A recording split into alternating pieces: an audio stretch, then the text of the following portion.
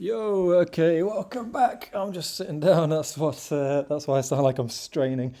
Not young anymore, but okay, welcome back. Yeah, this is the third video in this little series about how I make React 3 fiber websites and projects, 3D interaction, all of that kind of stuff. And the last two videos, I've been going over like how I built this site here. But today I want to be slightly tangential. So yesterday we looked at, yesterday like it's a video a day, my last video, we looked at using GSAP to move 3D objects on scroll like this. It's not pretty, but the kind of foundation is there and it wouldn't be that hard to beautify it. This is the method that I used for that website, but I did mention that there are other ways of moving objects in React 3 Fiber, and if particularly you're going for like a bit more full immersive and you're not so worried about like DOM elements matching up, then I would say GSAP might be overkill, and there might be better options. So what I want to look at today is the other options. One other option, which is to use motion path controls and scroll controls from Drei. You know what? Before we continue, just hit subscribe, because, fucking let's be mates. And also, I can't do this shit without subscribers. Well, I can, but there's like literally no point. So may as well do that now and get it out the way if you haven't, because otherwise you're a rude motherfucker. So no, I'm joking, but I'm not. Seriously, subscribe. Okay, anyway, let's dive into some code. So where did we get to? Main scene. This is all the GSAP stuff here. And what I want to look at is using motion path controls. So to do like a bunch of moving around like this. I'm going to delete that and remake it now. So I just, to pretty things up a little bit, we're going to make a little sky background, just because like this black background is just not really doing it for me. So we're not going to need any of that. Let's call this sky. Don't need any GSAP. I'm just being lazy, really. I could have written that out, but why? And then mesh, I'm going to go sphere geometry like that. And then we're just going to make one big fat, like, why did I do that? Oh my God, okay. Sorry, I'm like absolutely wired on coffee right now. 32, that'll do. Telling you the coffee is strong. The ability to code is not. That'll do that. And then let's do a standard material color equals. Who even knows what sky blue looks like? I normally use that. My favorite one is royal blue, but I know that's going to be too dark. So let's just go sky blue. And then we want it on the inside. So we're going to go like that. And then go side equals 3 dot double side. Cool. And then I've actually already done it because I was just like pissing around earlier, but have I? No, I haven't. Okay, let's go here, sky, lovely. I'll bring it in. There we go. Okay, that looks a little bit more palatable. So what I'm going to do is go to my main scene here. For now, I'm going to revert that back to just being a box because I think it will just look a little bit nicer. Cool. Still got the GSAP stuff going, so let's...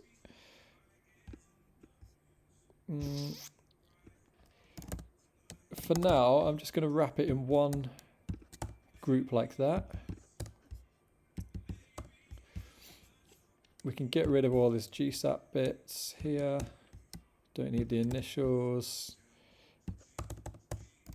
And then change that to box ref. Right, then all of that can bugger off.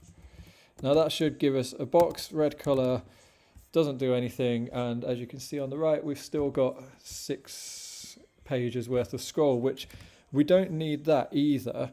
I'll tell you why in a second. But what I'm going to do is create a scroll container. It already exists. I meant to delete that before doing this little video, but I didn't. Okay, well, there's no point in deleting it and redoing it. So we're going to do a scroll container. Here we go. Let me just show you. So first things first is we want scroll controls. I've given the game away by showing you that I actually figure some of this stuff out before recording a video. Otherwise, it's just going to be me fumbling for the whole time. Stopping to drink my cold brew. Scroll controls, pages. We're going to do 6 pages just to match what we kind of had before. And the nice thing about scroll controls is there's 2 nice things. It comes with dampening, which kind of makes it smoother, which is nice.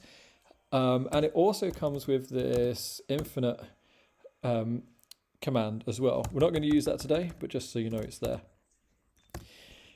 Everything inside scroll controls then will be able to get the scroll position in real time. So if we then put our main scene inside scroll controls like that, and then instead of having our main scene in the canvas, we can go scroll container, which is this bad boy here.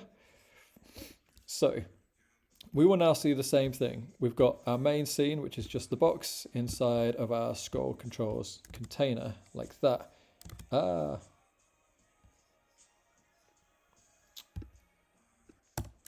we go. Fully giving the game away at the moment, but anyway, it doesn't matter. So as you can see, we've now got this, actually that is still the DOM. We don't need that anymore. So we can go to our page, and where we previously had this, which was for GSAP, we don't need it because what scroll controls does is adds its own container over the top, and it like reads the scroll position from that container. So you can see on the right, we're still scrolling, but this is now from scroll controls.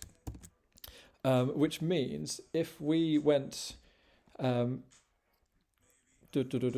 say we go into main scene now, and we can now do a use frame to get that scroll position. So let's set up a use frame real quick. Use frame. We're going to need those at some point. And okay, I'm not going to do anything just yet.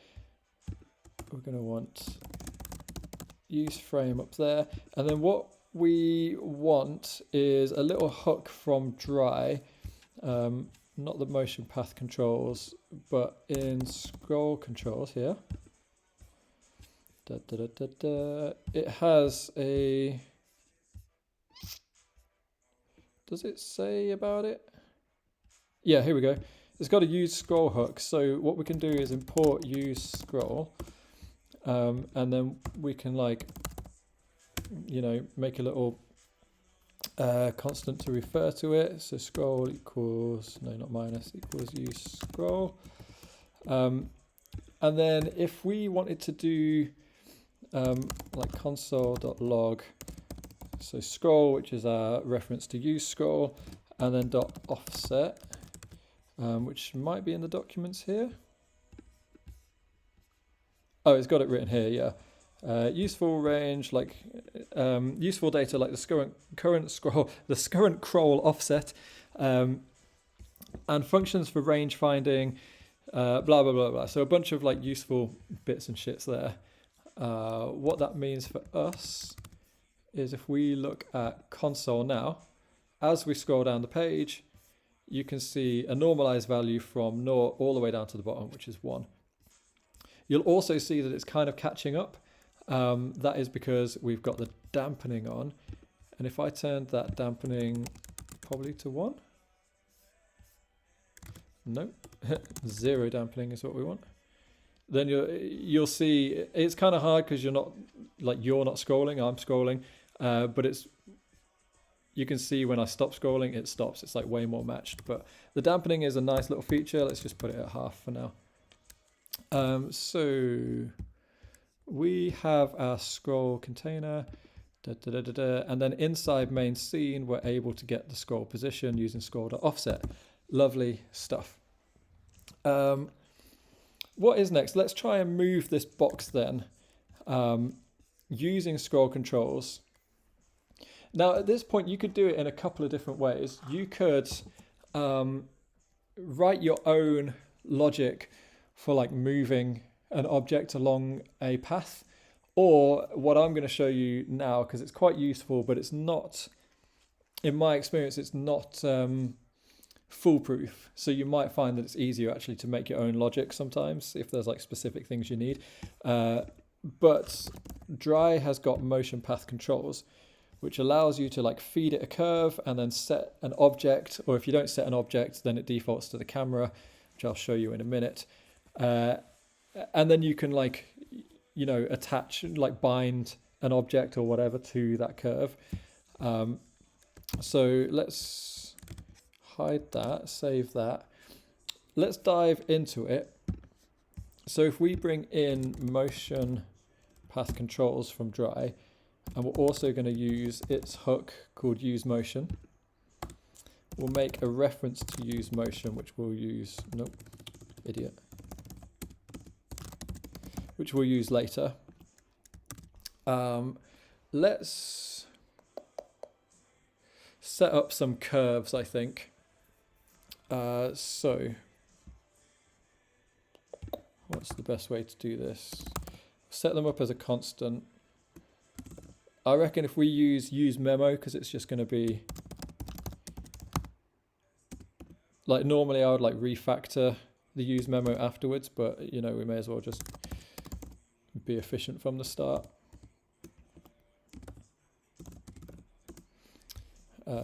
Make sure we've got use memo up here. Yes, we do. Okay, cool. So we want to make just a straight line. So let's set a start point. Do we have 3 vector 3? For that, we're going to need to do import as 3 from there, like that. Cool. Then we get access to vector 3. Yeah, that's cool. We don't need to set that. So then if we set a start point like below, that seems reasonable to me. And then set an end point like that. And let's set the end point above. So should be a pretty straightforward line. And then we've got to kind of compile that as a curve as well. So because motion path controls needs you to feed it an actual curve, not just points. So we can use I like using the Catmull-Rom curve. I think you can use like a Bezier curve as well. But yeah, anyway, straight line there. And then we're going to make a new 3.catmull. Yeah, there you are. And we're going to use our start point, end point.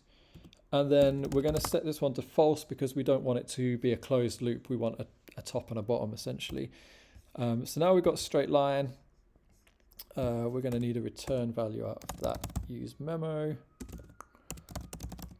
Boom, like that. Don't really need to set any dependencies. Nothing's going to change. So I think we're sound there. Cool. So we've got a straight line.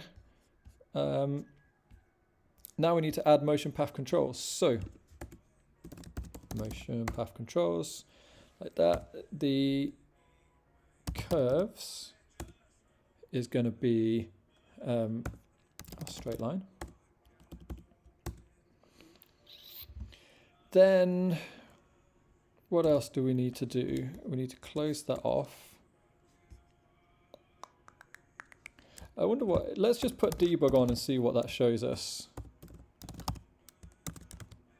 Might show us nothing. Yeah, so far, nothing. But seeing nothing is still kind of something in a roundabout way. I tell you what, let's attach, the next thing we want to do is attach our object. That's why. So by default, motion path controls will affect your camera, your current camera in your scene. If you don't want it to affect the camera, then you need to set the object to something else. There it is. Cool. So we've got a box, and where it was previously at 0, 0, 0, you can see now it's been pushed down by 2, which is nice. I'm going to reward myself with a sip of coffee. So we've got the bottom, we've got the top. What else do we need? So now we need a little function that's going to tie everything together. It's going to read our scroll position here, and it's going to set that to a normalized value, like a progress value along here. Thankfully, we know we've got scroll offset already. And we also have motion. But what I found ideal is if we make our own function here, because in a minute I want to show you like an automatic movement as well. So let's do scroll move object, do that, close it off. And this is where we're going to do scroll. That's where we'll get our scroll object, and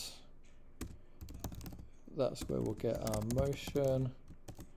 Cool, so we don't actually need them here anymore. Lovely.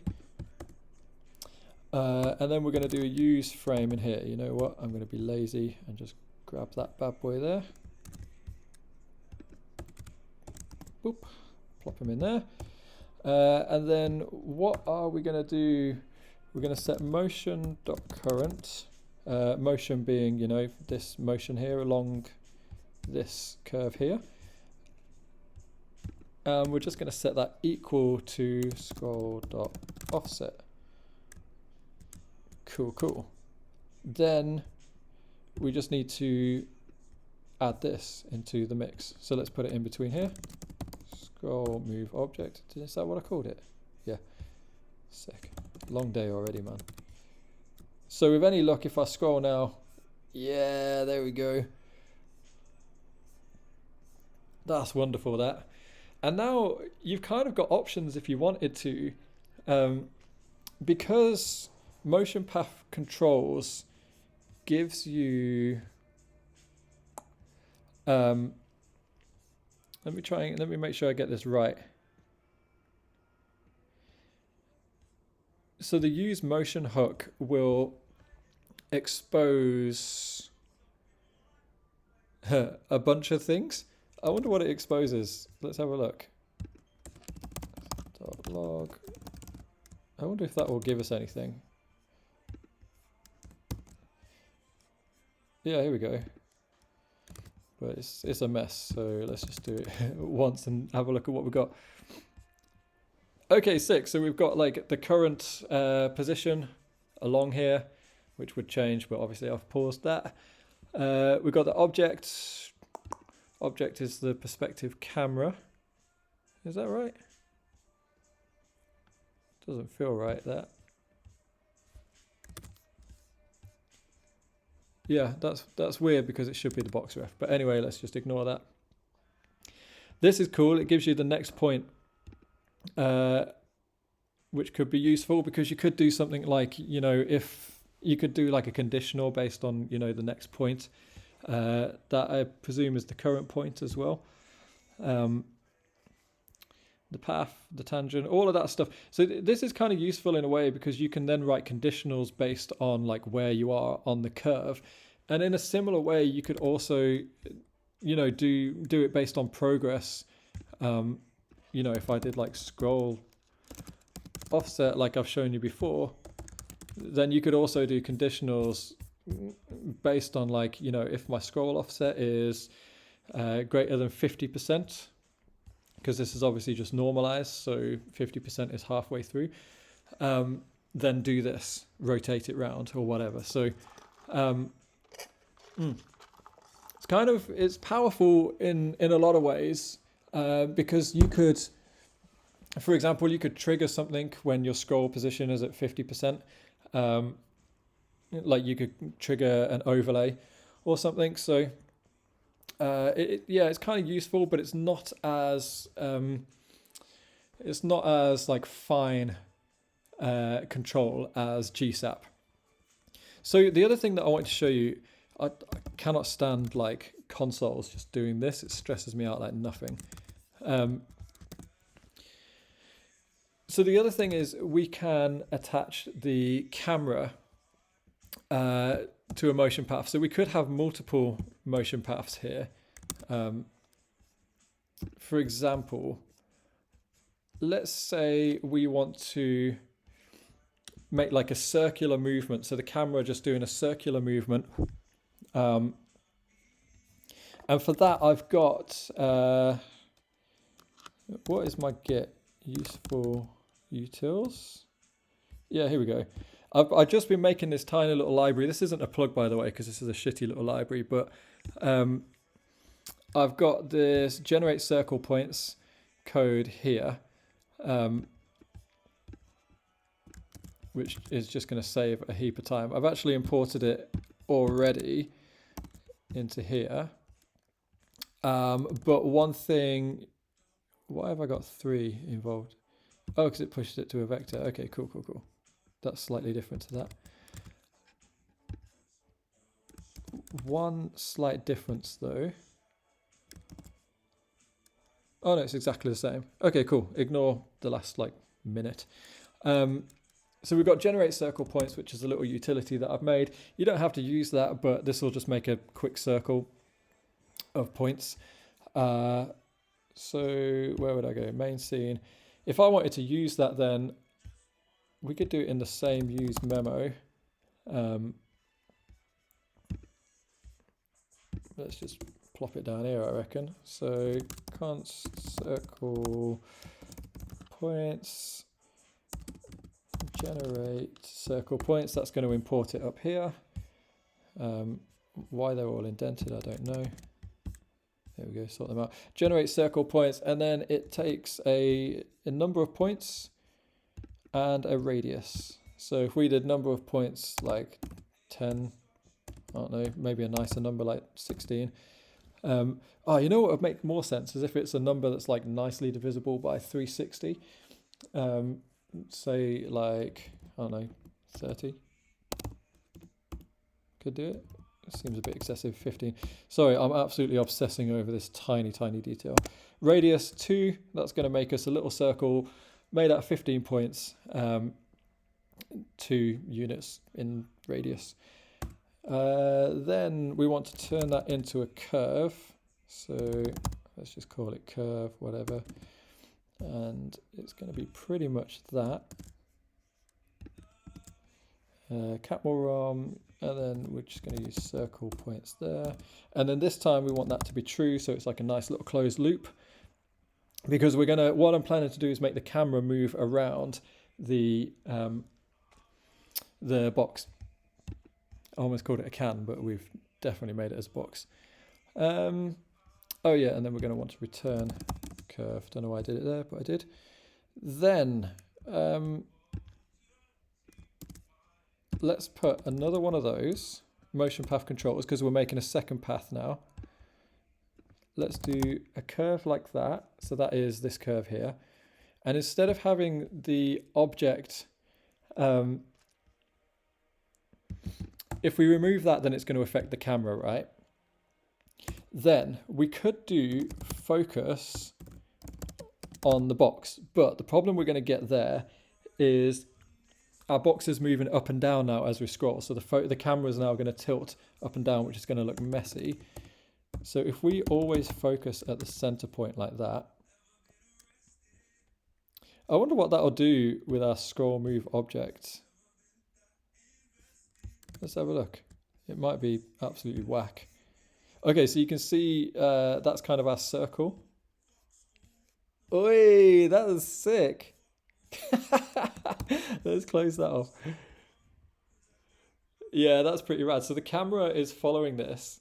The camera's always looking at 0, 0, 0. Let me show you this. If we change that focus to box ref, you'll see what I mean.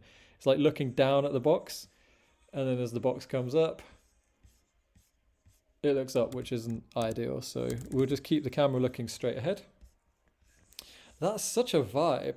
By the way, it goes like slightly left and right because of the dampening, which is just kind of one of those things that you'd need to accept, really. I don't think it's bad. If you turn dampening off, then I think in theory it probably wouldn't. It kind of still does it. Why? That's surprising, but you know, I don't even mind it. I don't hate it. I feel like it kind of gives a slightly natural camera movement to it. I guess the only other thing to show you then is if we wanted to do this like automatically, we could just create another function here, call that auto move, and instead of doing like the motion on like scroll offset, we can just do it on delta like that. And then if we did auto move object there, okay, so the camera's auto moving fucking fast as well. Let's do a little multiplier on delta 0.1, smooth that out a bit. There we go. Now we've got that, which is kind of rad. Right, I'm low-key wondering if, let's just try this since we're experimenting. I don't know if these videos are like informative at all. I'm going to extend my curve a little bit because I don't want to be in danger of accidentally seeing the box when it's off screen. Then I wonder if we can turn that on. Let's just give it a refresh. Ah, okay, that's a bit... You kind of see what I'm going for. I was hoping that it would get to the top, and I wonder how we would get around that. Because that'd be such a vibe. Like if that was the can and it's like moving around and you're just bringing them in like that, it would be so cool.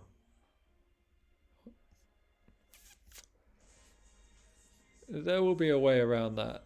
It's just because it's like flicking right back to the bottom as a little lerp.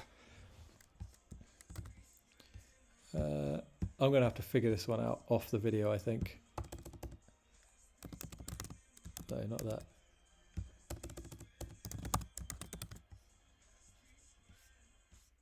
Yeah, that made it worse, I think. Yeah, way worse. Okay, there would be a way around that. I think realistically, if I was going for that motion, I would probably take... You know what? If you do it slowly... No. I was like, if you do it slowly, no one will notice. They do notice. Everybody notices.